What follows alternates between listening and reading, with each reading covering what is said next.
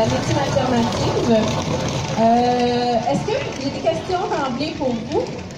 Est-ce que vous avez déjà eu l'impression de communiquer avec votre animal au-delà de son comportement? Est-ce que vous avez déjà eu l'impression qu'il vous parlait en vous regardant dans les yeux ou même quand vous aviez le dos tourné?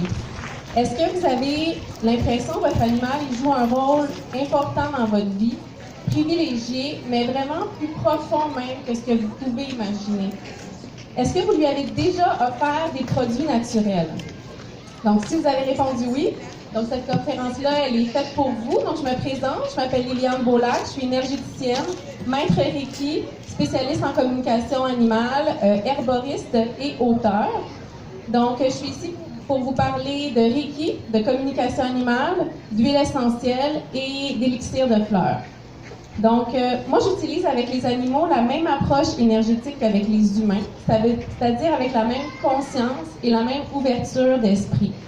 Parce que les animaux sont des êtres tout aussi intelligents et tout aussi conscients que nous. Donc, quand la frontière entre l'animal et l'homme se dissout, nos sens et notre communication va s'affiner, puis on va aller vers une meilleure compréhension de notre animal. Moi, depuis ma plus tendre enfance, j'ai toujours eu une grande affinité avec les animaux. J'en avais plusieurs.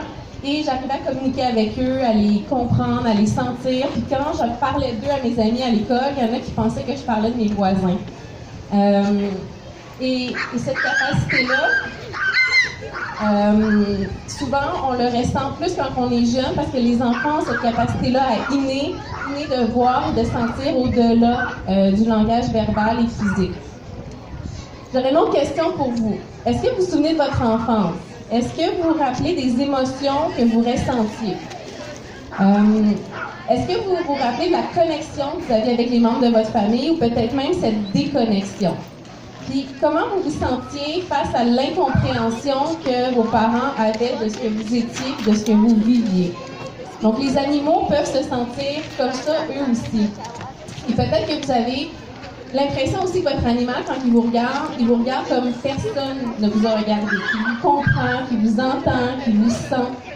Donc, c'est cette subtilité-là, très présente, très complexe, mais aussi très réelle, que j'ai envie de vous inviter peut-être à développer davantage et à amplifier. Parce que ces dons-là de communication télépathique, on les a tous en nous, simplement d'apprendre à les développer.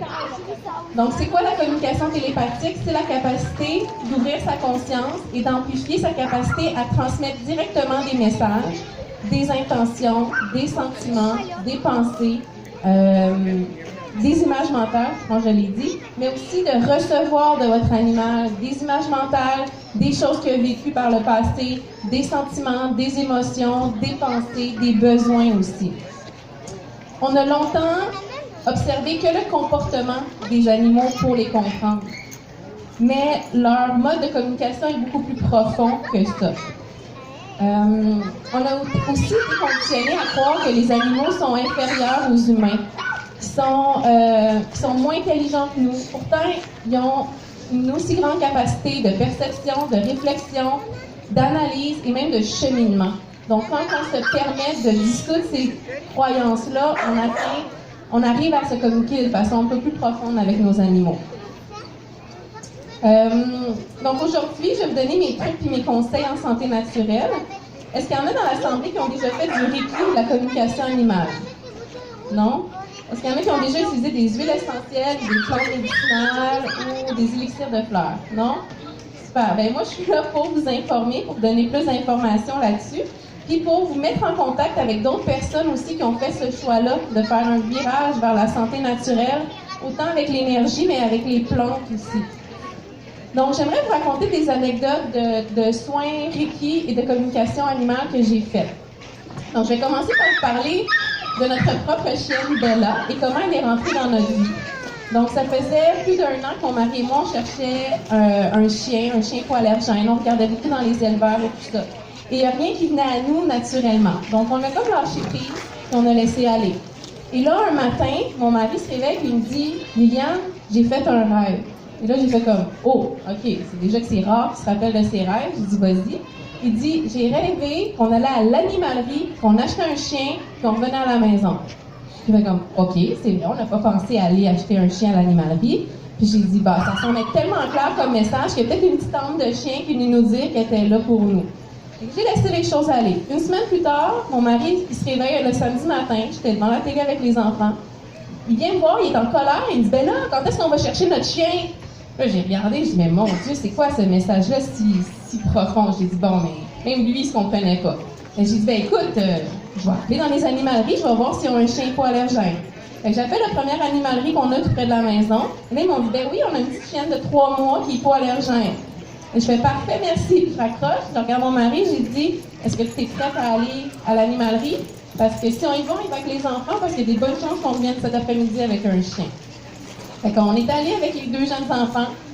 Et quand on a ouvert le chenil, il y avait 2 jeunes enfants là, de 3 et 5 ans. Il y avait moi, il y avait mon mari. Qui vous pensez que Bella est allée voir en premier?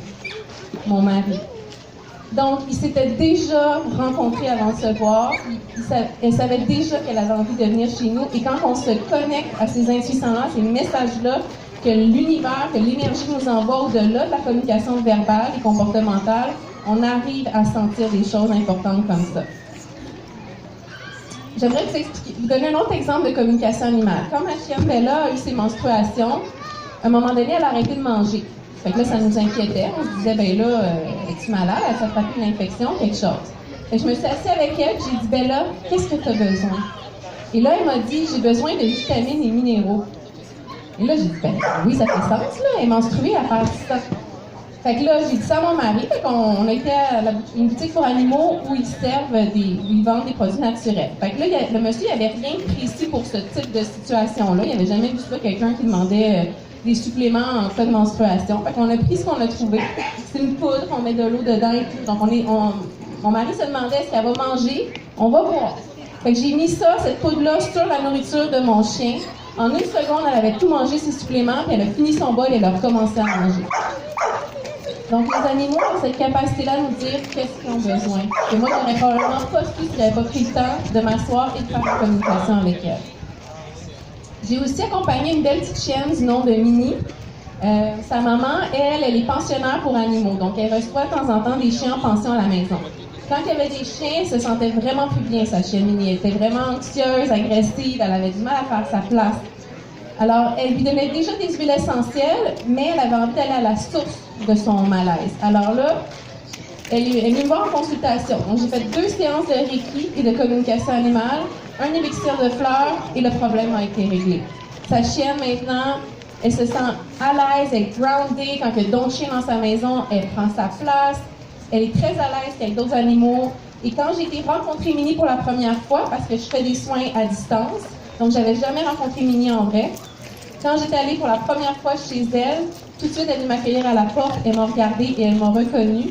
Et sa maîtresse était vraiment surprise. Et j'étais là quand il y avait 4 autres chiens en pension et Minnie était toute tranquille, couchée à côté. Elle disait rien, elle était très bien. Et ça, sans rien prendre d'autre. Pendant une des communications que j'ai faites avec Minnie aussi, moi, je fais de la clair-sentience, donc je peux sentir des odeurs. J'ai commencé le soin et tout de suite, j'ai eu des odeurs de flatulence, des odeurs de pète. Je fais comme bon, OK. Et là, j'ai mis ma main au niveau de son système digestif et j'ai senti un déséquilibre. Donc là, j'ai informé ça à la propriétaire et là, elle m'a dit, ben oui, aujourd'hui, elle a mangé plein de raisins dans mon vignoble et elle est intoxiquée. Genre, ben, elle est venue m'informer, sa chienne, de son déséquilibre intestinal, digestif. Donc, les animaux sont capables de nous transmettre ces informations-là. J'ai un autre exemple pour vous donner, pour vous imaginer l'importance de la communication entre les animaux d'une même famille. Parce que c'est souvent votre cas, peut-être que vous avez plusieurs animaux de races différentes, ou des chats, des chiens. Leur relation entre eux est très importante. Il y a plusieurs communications qui se font entre eux, comme nous, on peut ne pas percevoir, ne pas comprendre. Eux, ils peuvent ne pas bien se comprendre entre eux. Et quand on arrive, nous, à les entendre chacun et à les nommer, ça peut amener des transformations au sein de la famille. Donc, j'ai accompagné une famille qui avait 2 chiennes d'âge différents, 2 chiennes aussi très différentes au niveau du tempérament. Donc, je suis allée à la maison cette fois-là, j'ai fait un Reiki à toute la famille. Et pendant que j'étais en canalisation d'énergétique, les chiens se sont présentés à moi et m'ont parlé d'eux. Donc, moi, je ne connaissais pas du tout les chiens. Donc, il y en a une, j'ai senti qu'elle avait un grand besoin de se faire aimer. de se faire accepter, que sa relation avec l'autre chien de la maison était super importante pour elle. Puis elle avait comme une petite âme d'enfant, là, toute innocente, puis son besoin d'amour était tellement important qu'elle mangeait beaucoup. Puis là, sa maîtresse m'a dit, ben oui, effectivement, elle n'arrête pas de prendre du poids depuis quelque temps, puis on comprend pas pourquoi. La deuxième chienne, elle, j'ai senti qu'elle était un petit peu plus âgée, qu'elle avait une énergie de protection. Elle avait en tête le noyau solide de la maison, celle qui voulait de l'ancrage, s'occuper de tout le monde. C'est ce qui fait qu'elle n'arrivait pas bien à dormir, qu'elle faisait beaucoup, dès qu'il y avait un petit quelque chose dans la maison, elle se réveillait pour aller s'occuper de tout le monde. Puis elle faisait aussi de l'anxiété de séparation. J'ai juste nommé au chien puis au maître pendant que j'étais là ce que je viens de vous dire. Et pendant que je l'ai nommée, la chienne qui dort jamais est allée se coucher devant la porte de l'entrée. Elle s'est couchée et elle s'est endormie d'un coup. Le mari était tellement impressionné, il a versé une lampe et il l'a pris en photo. Et l'autre petite chienne est grimpée sur le divan et elle m'a donné un bec sur le nez. Donc, il était content que je les ai vus, que je les ai compris, que j'ai juste nommé comment elle se sentait au sein de la famille. Comme dernier exemple de vécu communication animale, je vais vous parler de l'histoire de Charlotte qui avait perdu son chat depuis 1 mois. C'est une femme qui habite en France, donc c'est pour vous dire aussi comment ça se fait à distance. Ça faisait 1 mois que sa chatte était partie, puis elle avait 15 ans, donc elle pensait peut-être que son chat était parti mourir ou qu'il s'était fait manger par un animal parce qu'elle habite à la campagne, c'est un terrain de beaucoup d'hectares et il y a des sangliers, tout ça. Donc, je me suis installée, je suis entrée en communication avec son chat et j'ai vu qu'elle était vivante, qu'elle était sous un arbre. Mais j'ai aussi senti dans ses corps d'énergie qu'elle était vraiment pas bien, là. Elle était vraiment irritée par son environnement, que tout l'agressait. Et qu'elle avait vraiment besoin de se sentir en sécurité. Donc là, j'ai dit, qu'est-ce que tu as besoin? Et là, elle m'a dit, j'ai besoin d'un lieu physique, énergétique, sécurisant. Je me sens plus bien nulle part. Donc là, j'ai juste dit ça à la propriétaire. Donc, j'ai dit, est-ce qu'il y a quelque chose, il y a eu un changement dans ta famille? Y a-t-il un changement dans ton environnement? Donc, j'ai laissé ça comme ça. Comme c'est une personne qui est spirituelle aussi, pendant la nuit, elle a fait un rêve. Elle a rêvé que ses 2 chiens agressaient son chat. Puis elle pensait pas du tout ça. Fait qu'elle dit, ah, OK. Elle dit, ce que j'ai fait le lendemain matin, dans mon bureau de travail, elle travaille à la maison, elle a pris une boîte avec des coussins, des couvertures, elle lui a fait un petit arbre de paix, un petit arbre pour elle. Et elle a mis ses chiens un petit peu à l'écart pour pas qu'ils empêchent le chat de revenir. Et là, je vous lis le message que je reçois. Liliane, ma louloute est revenue ce matin. Je lui avais demandé de rentrer aujourd'hui. J'avais demandé à ses guides de lui donner la force de rentrer. Du coup, je visualisais une boule d'énergie lumineuse qui l'enveloppait et l'aidait à revenir. Je suis si heureuse, je l'ai installée dans mon bureau et direct, elle s'est blottie dans la boîte que je lui avais préparée. Donc, le chat est revenu tout de suite après notre communication et s'est approprié, elle m'a envoyé des photos, le chat s'est approprié cette nouvelle espace-là qu'elle lui avait créé juste pour lui. Donc, les animaux, c'est des êtres d'énergie, c'est des êtres de la nature et ils réagissent très bien aux outils d'énergie et aux outils de la nature des plantes qu'on leur offre. Maintenant, j'aimerais vous parler des huiles essentielles. Les huiles essentielles, pour votre animal, là, c'est sûr qu'il y a une panoplie d'huiles qu'on peut utiliser pour toutes sortes de problèmes de santé, mais là, je vais vous parler pour votre animal s'il est anxieux, agressif ou s'il a peur. Donc, c'est quoi une huile essentielle? Une huile essentielle, c'est le système immunitaire de la plante. C'est ce qui lui donne toute sa force de vie, c'est aussi ce qui le protège contre les envahisseurs. Ça peut venir de la racine, de la tige, de la graine, de la fleur. Et quand on va chercher par extraction ces composés volatiles-là, on va chercher une forme je ne vais pas dire médicament, mais c'est comme un renforcement qui va venir harmoniser votre animal autant au niveau physique que psychologique que émotionnel. Savez-vous que les chiens, je pense que vous le savez, là, qui ont un système olfactif qui est très, très performant, mais qui est complexe aussi, puis des recherches scientifiques tendent à prouver de plus en plus l'effet des substances volatiles odorantes chez les animaux. Les chiens en fait, les récepteurs de l'odorat du chien sont composés de cellules olfactives qui sont aussi des neurones sensoriels. Nous, les humains, on en a 10 millions. Les chiens en ont 200 millions.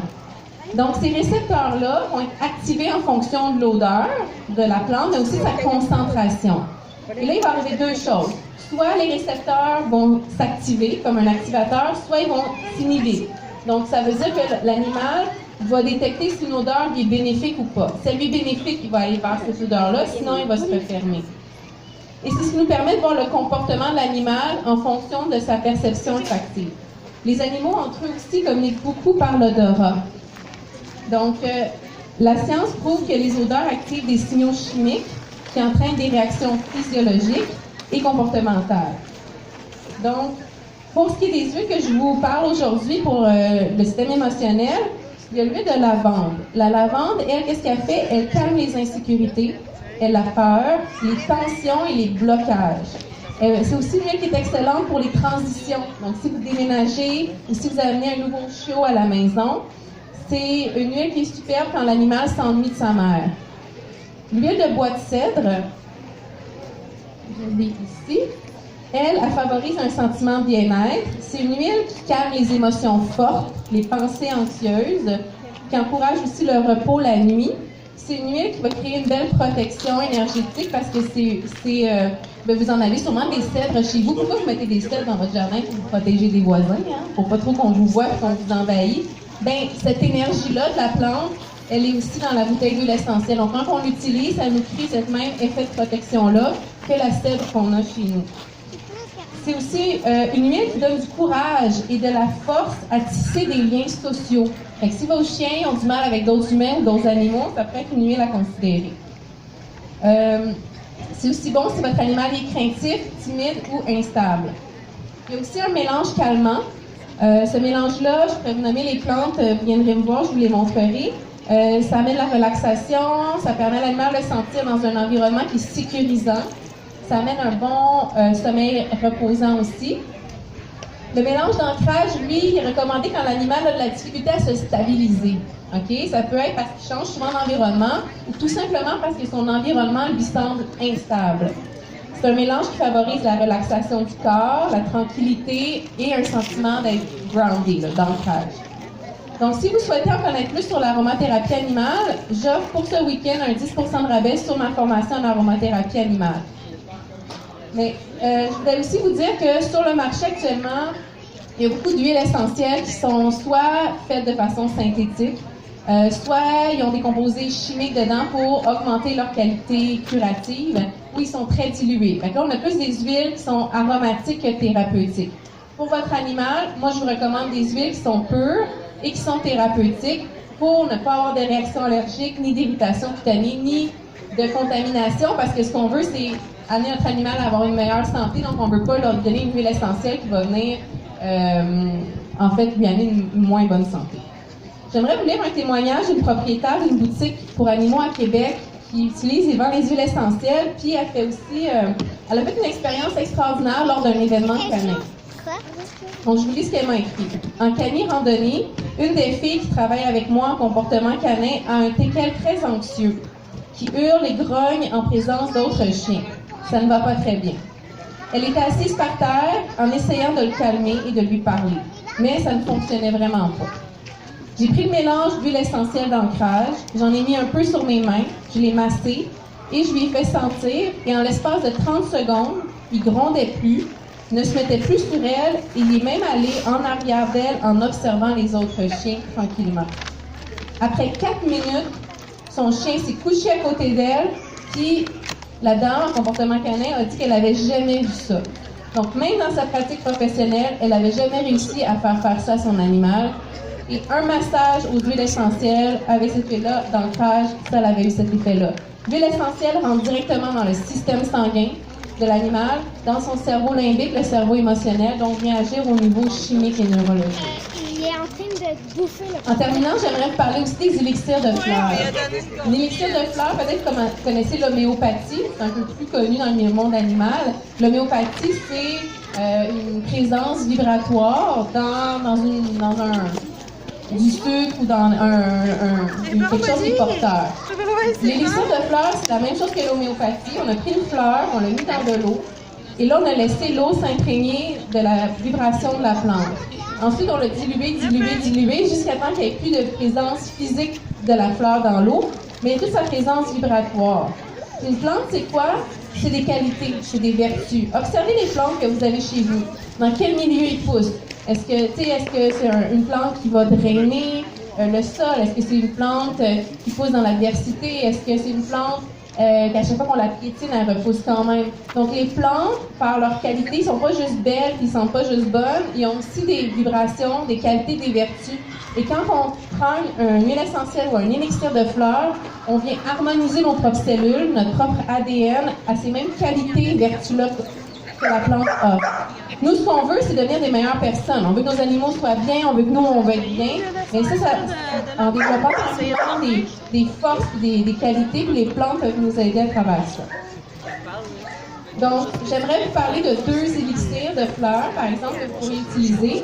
Il y en a une, c'est la molène. La molène, elle va développer une vision claire et va encourager le développement de soi. Ça va inviter à plus de sérénité. Ça va développer la conscience collective au sein du groupe. Parce que si vous avez plusieurs animaux à la maison, plusieurs membres dans votre famille, c'est un élixir qui va aider à amener une convergence harmonique entre chaque membre de la famille. La myrrhe odorante, elle agit sur les corps d'eau, comme le sang et la lymphe. Elle va amener un bon équilibre du taux de sang, du taux de sucre dans le sang. Elle va rompre les engorgements, les différents engorgements qu'on peut avoir. Elle va alléger les tensions qui privent d'un bon sommeil. Ça va compenser pour les impressions d'inaptitude et de tendance au défaitisme. Parce que c'est pas juste nous qui sentons pas inaptes ou pas bon. Nos animaux aussi, des fois, on exige beaucoup d'eux, puis eux, ils vont se sentir « Ah, je suis pas à la hauteur, je suis pas assez bon, je suis pas assez rapide. » Nos animaux aussi vont vivre du stress par rapport à ça. Donc, c'est une élixir qui va beaucoup aider pour faciliter les apprentissages. Puis, il va aussi amener une assimilation du calcium et neutraliser l'excès d'acidité. Donc, moi, je suis là pour vous accompagner. Donc, je suis la meilleure personne pour vous accompagner à mieux comprendre votre animal, à le guider vers des alternatives naturelles. Mon souhait, en fait, c'est que vous puissiez vous ouvrir, que vous ayez plus peur d'être vous-même, que vous puissiez honorer la personne intelligente et spirituelle que vous êtes pour qu'on puisse encore mieux être en relation avec nos animaux. Parce que, dans le fond, pour être en relation avec notre animal, il nous suffit d'être, tout simplement. Donc, venez voir après la conférence, vous avez des questions. Je vais prendre vos coordonnées pour prendre du temps avec vous pour bien écouter vos besoins. J'ai aussi un cadeau pour vous. Je fais tirer une séance de Reiki de communication animale et une copie de mon livre « L'art d'apprivoiser l'énergie ». Donc, venez me voir. Je suis aussi à un des kiosques sur le long du lac. Si vous longez le lac, vous allez me voir.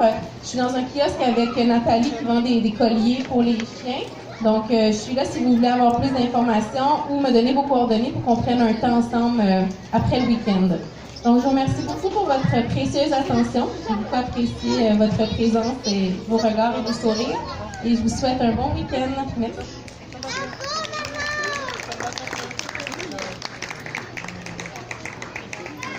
Excellent. Merci beaucoup, Liliane Bourlac. Présentation super intéressante, merci bien.